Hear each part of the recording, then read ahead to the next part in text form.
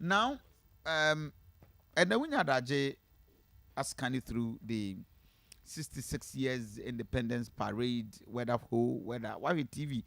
I mean, 66 years on after independence. What actually now be pay on my Ghana edisua. Say na who Ghana. Well, Kofi, if you do sense English kwesi broni ede fa hu de ma yen say yan kasa yin ye ho so no. Oman no yakoyanim enka ebetimi akoyanim achen said de yedre. Okay. Eno de e wose yegitum. Evi say kwesi broni ede fa hu de ma yen no. Ebia na anyinam ahoden intimi enko man no baby. Okay. Ebia na akwan yo ye de tuntum eguso kota aguso no. Ni intimi enko baby bebre. Bia na school sam intimi enko baby bebre.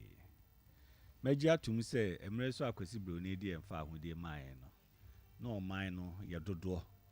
E free aflawo ekosi elubo eko hamile kosi boko esan bisi aflawo. That is the four corners of Ghana.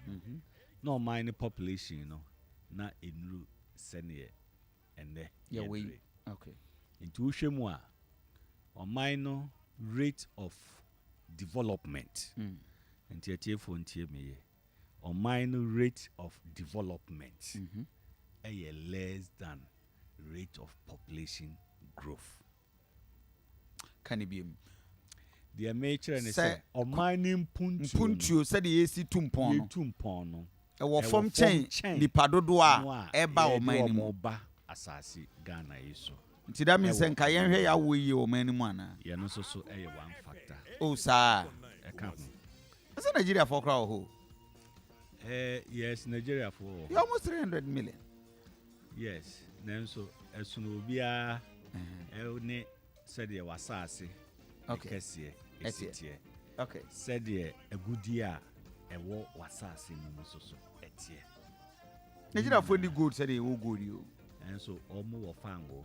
Ghana e wo fango. Ye fango no e won enu Nigeria. Nigeria for share omo fango etu na se in the 1980s. Yeah. And nyina aka ho na ma Ghana for dodo no akwa agege. Yeah. For bobra. Ye share ye fango etu ohu.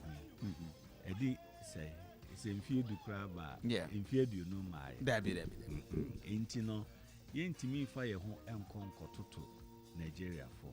Na say 2 e wo mu say ye wo gold. Ye 2 gold wo Ghana. In few bebrebe. Yeah. Abesi samre. And so Nigeria ye ntimi nye sa compare. Me sure say Nigeria so ebe wo gold be sure.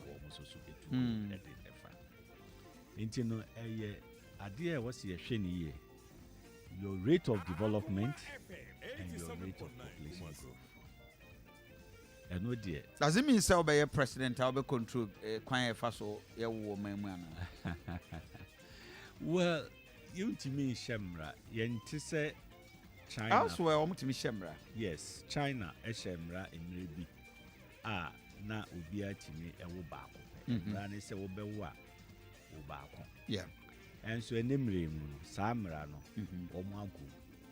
omo agum se wo hwe wo ne wo yere wasetena mu na mbetimi a wo mienu miensa aban no ebema wo kwan na kire se wo ehu akade a enkra na wo do mo ba asase no so no wo betimi ayede ahwe wo mo no mo ma meya asudie mfa ma oman no nyina. So because Rollins the estate family planning. Yes. And many of us were against him. In Ghana for Rollins. You know, at the time of the family planning by. Yes. No yanshen emra. Yes, and the yanshen emra. Administrative and treachery. Yes. Inti sebe ababawa abrantie onye krado se opese wodi enkwa eba asase so.